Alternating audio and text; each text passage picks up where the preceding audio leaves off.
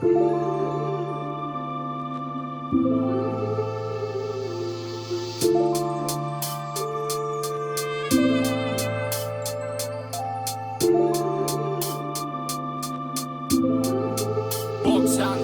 piniling lumayo para sa akin na bukasan. Mas gusto mahigitan yung kinikita ko sa bayan. Di sapat natatamo kaya sa palaran.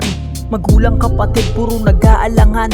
Di alam ang mangyayari, papalarin ba o malas. Basta kakayanin para sa hirap makatakas. Kailangan ko sipagan ng mapipiga kong gatas. Di bali ng mahirap, mas mabuti ng pumatas. Eto ang realidad kapag Pinas ka lumaki. Masusunog na balat yung kita mo di lumaki. Kaya naman naisipan namin na lumipad.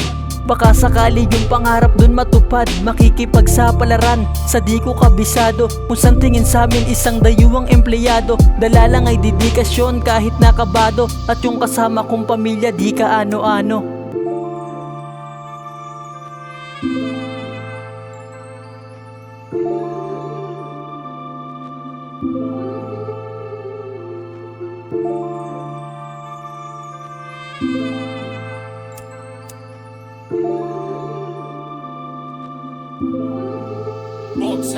Libo-libo na karne mga kailangan balatan. Dito sa ibang bansa kailangan laging tatagan. Iiyak ka sa lungkot kahit ikaw ay palaban. Utak lang din ang kalaban sa gabing dumadaan. Walang ibang routine kundi trabaho talaga. Kailangan ngumiti ka kahit di ka masaya. Para di nila makita mga lungkot sa mata. Sa likod ng mga tawa may pasakit na dala. Sa matalas na itak mga karne sinisibak.